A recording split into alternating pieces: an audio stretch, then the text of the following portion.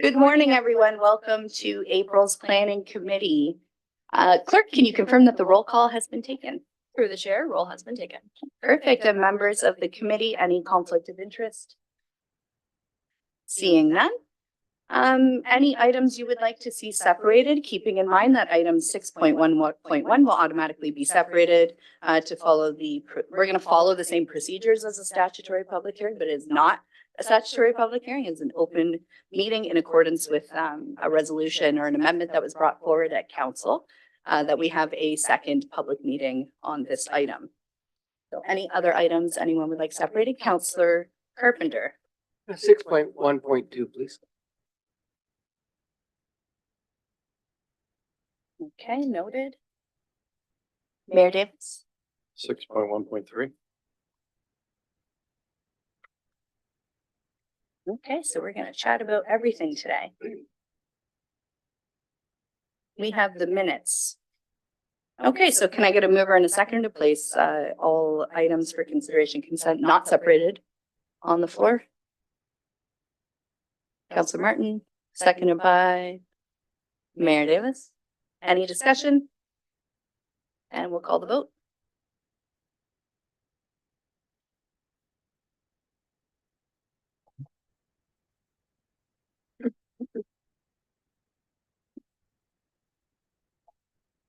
All items not separated for consideration and consent are approved on a recorded vote of 4-0. Those voting in favor, Mayor Davis, Councillor Zuccoli, Martin, and Carpenter. Okay, so we have no statutory public hearings, but we are going to open the floor for an open mic night with some delegations regarding item 6.1.1, which is the condo conversion on Melrose. Thank you.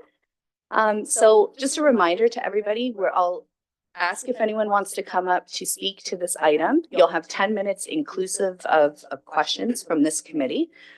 Just a reminder that we're going to use respectful languages and we're not going to display any signs or use anything that is outside of the scope of what we're here to discuss today. So in saying that, we'll do the delegations first and then we'll hear from the applicant. They'll have an opportunity to come up and respond to anything that they're hearing from the crowd. We do have a few panelists online, so if you are watching and you would like to delegate to this item, just use the raise hand feature on Zoom so that I am alerted to the fact that you want to talk. So moving forward, are there any persons present here that would like to speak in regards to item 6.1.1, which is the draft plan of condominium conversion for 1 and 2 Melrose Street here in Brantford? Nobody? Is there anyone online that would like to speak to this item?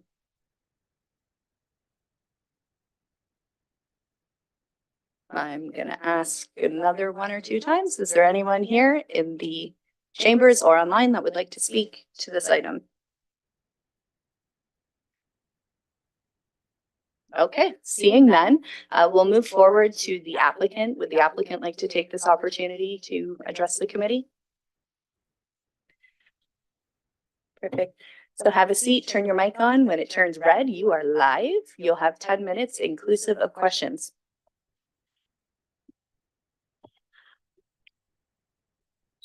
So I'm live now, correct? Yes, thank you, Madam Chairman and Mr. Mayor. As far as we're concerned, all of the topics for discussion were dealt with at the last meeting. We thought thoroughly. We're really here to answer questions that may have arisen since that time. I just wanted to say that we've gone through extensive negotiations with Planning Committee to reach conditions of approval that we're going to work for everybody. And I wanted to thank Planning Committee because quite honestly, this is not a cookie cutter development. This is very innovative and creative. And it took a lot of work and effort on everybody's part.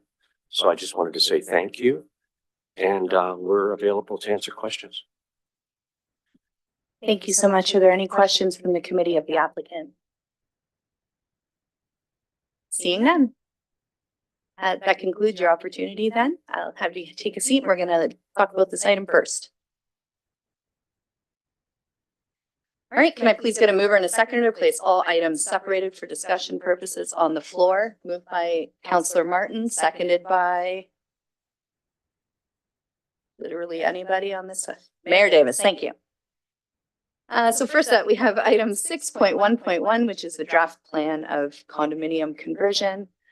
Any discussion? Counselor Carpenter. Yes, the staff, there's a number of conditions, and the last time we discussed this, there was concern about tenants' rights, and that's been resolved in what the rights are, what the rights are not. But could we make sure that every tenant is apprised of what the rights are and what the agreement is for what the conditions are and what they mean? Through you, Chair, yes, Counselor, we can arrange for that. And that will be given to every tenant on the property, so they know what's going on. Correct. Okay, thank you. Thank you. Counselor Martin. Thank you. Through you to staff, the information leading into the conditions talks about a 5-year period that some of the conditions have to be met in. Does that mean they have to wait 5 years to get the condominium certification? Through you, Chair, no, that's the amount of time they have to clear those conditions. They can clear them much quicker than 5 years. It just puts a limit on the application so that we're not keeping the book open longer than that. But they have to clear all the conditions before they can become a condo? Correct. Okay, well, my understanding of their plan is to use some of the funds from selling units to do some of the work. How does that square with they don't get the condominium certification until the work is done? Through you, Chair, I discussed this with the applicant yesterday and he was in agreement with me. One of the conditions for some of the upgrades that they were proposing was that they agree to complete those. And that agreement would be made through the condominium agreement, which is a condition. So that would essentially be cleared. And then once the condo is created, they can go and complete those upgrades.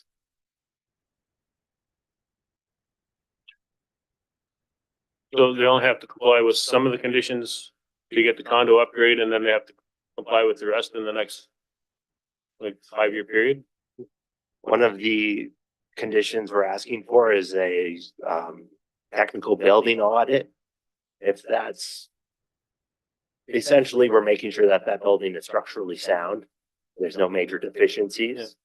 Only in the event that there was a major deficiency, say with the foundation or something like that, we would want that repaired prior to the final approval being given.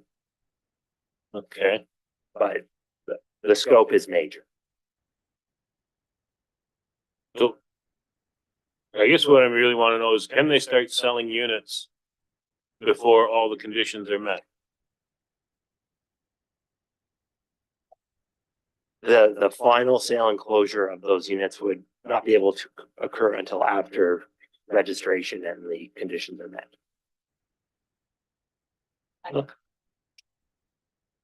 Yes.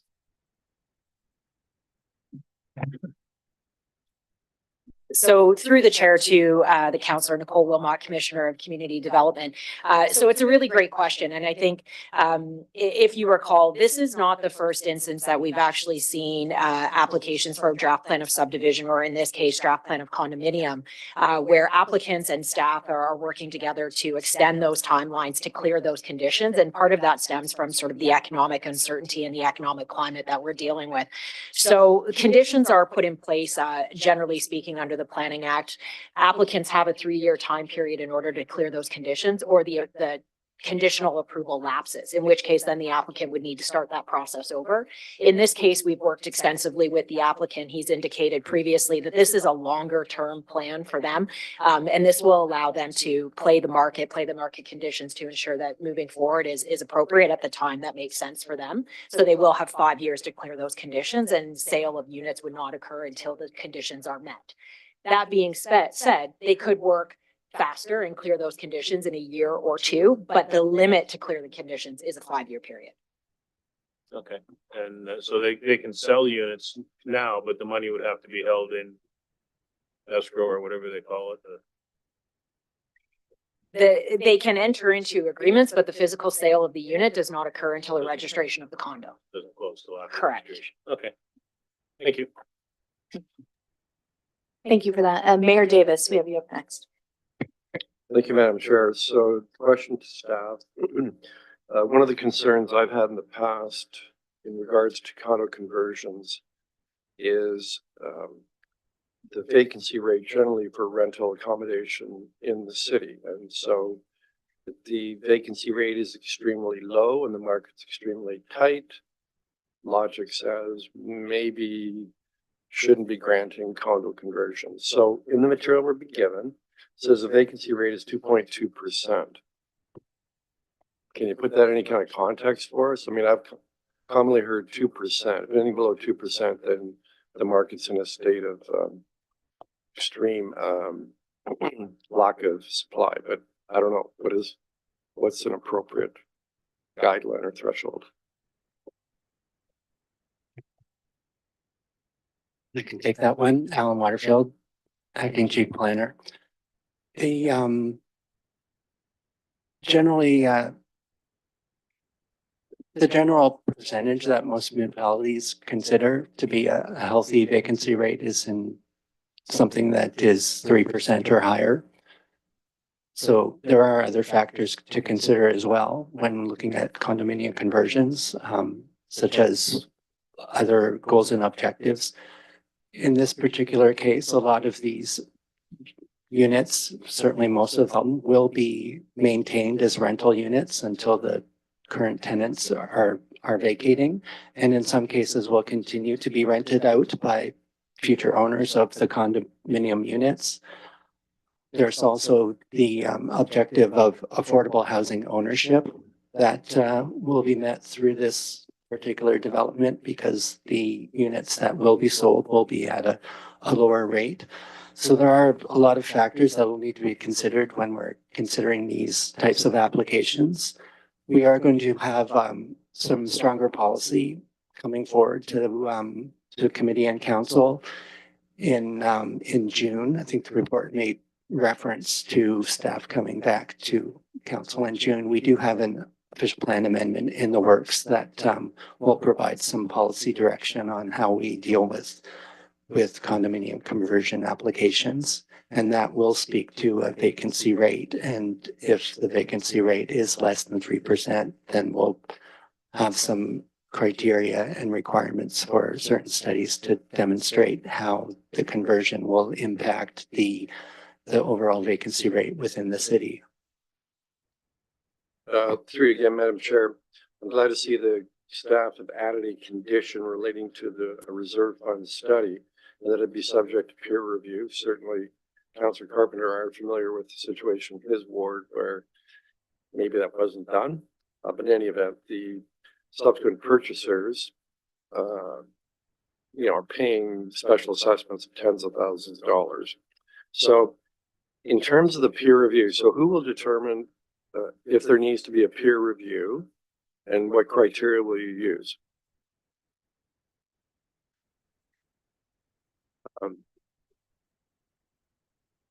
Through you, Chair, we do have some staff in the department who have worked on the other side and prepared these reserve fund studies before. So we would certainly rely on their expertise for determining if we would need to go outside of the department to have the reserve fund study peer reviewed. My next question, similar to Councillor Martin, one of the conditions is that there has to be a technical building audit prepared by a professional engineer, confirming plumbing, heating, electrical, fire safety, structural condition is free of major deficiencies. And if I understand the reason given by the owner of the building to do the condo conversions to create a source of revenue or money to pay for major repairs. So how does that jive? I mean, they need to condoize and sell to pay for repair major deficiencies. If they can't go to condo until they have a clear engineer certificate. Through the chair to the committee, it's kind of like there's a two-step renovation in this particular case. at the outset, and what's subject to the conditions that need to be met within the 5 years is more of that technical building audit type of repairs that will need to be done before the building is registered as a condo. And then the owner will be the owner of each of those individual condo units. And then they will proceed with renovations to those units that they own, more extensive internal renovations to those units that they will continue to own as the tenants move out over time.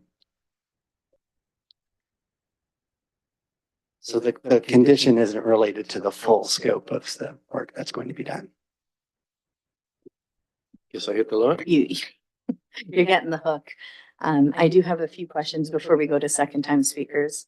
Part of the amendment that was brought forward at council pertaining to this item was that the tenants were provided notice of this meeting and they were given some information about what to expect and what their rights were. Can someone from staff confirm that they received those notices? It looks like there's a lot of people here, but can you confirm that they all received notice of this meeting today? Through you, Chair, yes, they did. And they received Every some- unit in the building. They received information about their rights in this situation. They did, and also a link to the staff report, which Okay, gave a bit more extensive overview of that. perfect. And my second question, or I guess my third question, is about the reserve funds. Are there any provincial guidelines, or can you educate us to what the provincial guidelines are for reserve funds? Yeah, through the chair, Gary Peaver, Manager of Development Engineering. So under the Condominium Act, the Reserve Fund study is established as essentially the savings account for major repair upgrades to infrastructure. It is generally completed on a 4-year basis in depth with a minor review or a non-site visit review, usually every 2 to 3 years, just looking at the accounts. How much money's been saved, the new cost of construction, and ultimately the timelines of the life cycle of that piece of infrastructure. So it is laid out under the Condominium Act and is required for all condominiums to follow. Like, is there a certain percentage of, is there like a mathematical formula that sort of dictates how much money needs to be in a reserve fund? Is it more subjective? Through the chair, it's based on the engineer and the architect, depending on the building or situation, is analysis of how much the repair would cost in that future. There is no percentage. It ultimately needs to have a balanced approach. So there needs to be money in that account to pay for those upgrades or repairs when the engineer or architect believe that they'll occur. Okay, thank you. Moving forward, Councillor Carpenter, you had your hand up. Thank you. So when you talked about selling the units, it's no different than a condominium corporation being formed. It can't do a turnover meeting until it's actually sold more than 50% of the units, for example. So all of this is saying you can go ahead and sell them. You just can't finish the deal until it's a condominium closes as a condominium corporation, which means you've met all the conditions. Through you, Chair, correct. Okay. All right, thank you. And then for the reserve fund studies, my understanding was that it was 3 years, but only after turnover 3 years after. So a new condominium corporation is not required to do a reserve fund study, but 3 years after the turnover, it is required to do one reserve fund study by an engineering firm that looks at the structure and integrity of the building itself. And then 3 years later, it's an update. It's just a financial update to update the original reserve fund study to deal with the construction numbers and the cost of construction at the time of that. That's how I understand it. Is that how you see it? Through the chair to Councillor Carpenter, I believe so. There are some nuances in details when it comes to whether it's structural or say underground servicing, but generally, yes. Thank you. Thank you. Any further speakers to this? Seeing none, we'll call the vote.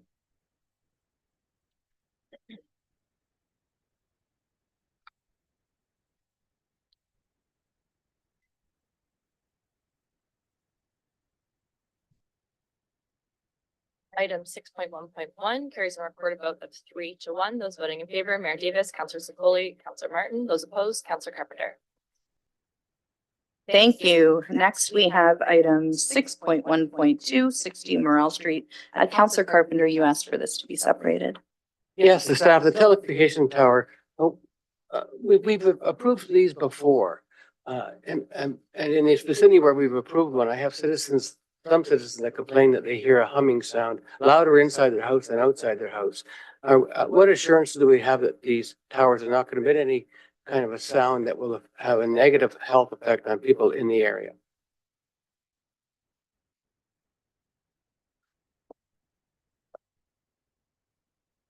Through you, Chair, the location of this tower is in an industrial area currently with probably lots of eminent noises currently as well.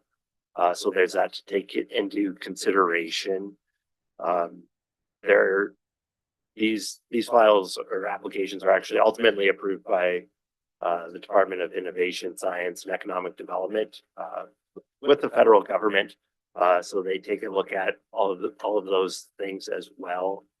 And I might have to get back to you with a little bit more information on that. Okay, but they are within a couple blocks of a residential neighborhood. Right, there are checks and balances that federal department puts in place. All right, thank you, thank you. Any further speakers? Seeing none, we'll call the vote.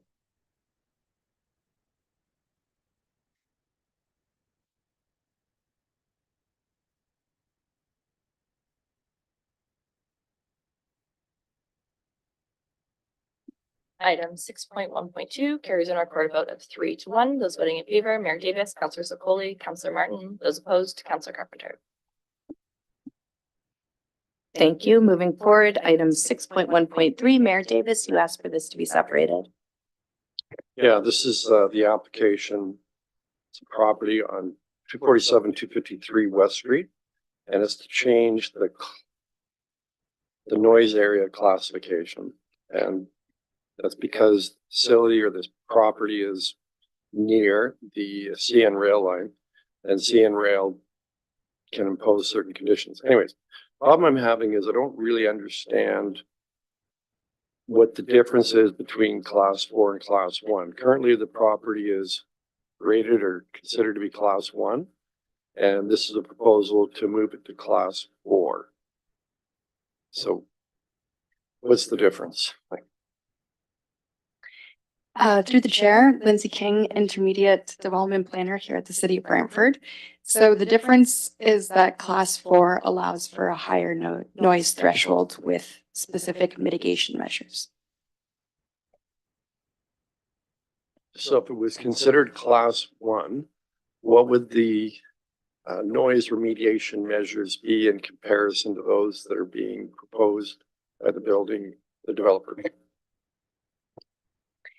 So through the chair, the mitigation measures that are proposed here that would allow for the reclassification would be warning clauses and purchase of sale and rental agreements. It would also be the requirement for double glazed windows, as well as air conditioning and specific design requirements for the location of the amenity space. Right, but if we left it in class 1, what would the remediation measures have to be?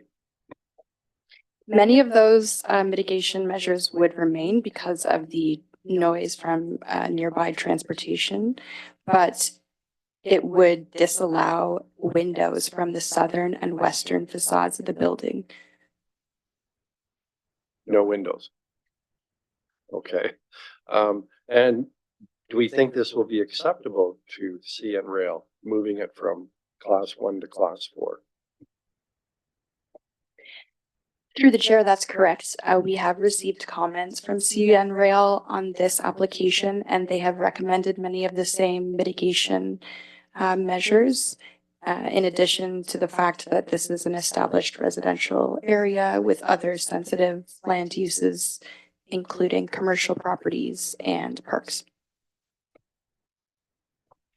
So, Madam Chair, I'm happy to support it now that I fully understand it. I can't imagine an uglier building than one that doesn't have any windows on 2 sides. So to really make the units welcoming and the quality of life for those living inside. Yeah, windows are important and so I can support it. Thanks. Thank you so much. Any other speakers to this item? Seeing none, we'll call the vote.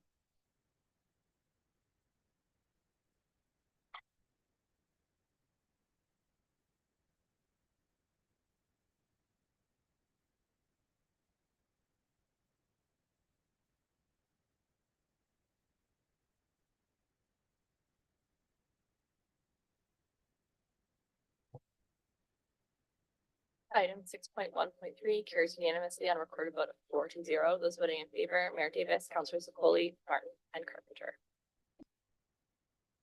And that was relatively painless this meeting, so there's no notice of motions and this meeting is adjourned.